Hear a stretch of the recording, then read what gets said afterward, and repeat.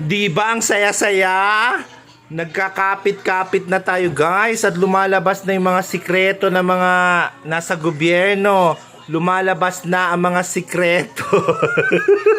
Magpasalamat kayo sa mga tinatawag nyong pinklawan, sa mga tinatawag nyong NPA, sa mga tinatawag nyong komunista dahil sa kanila lumabas yung confidential funds.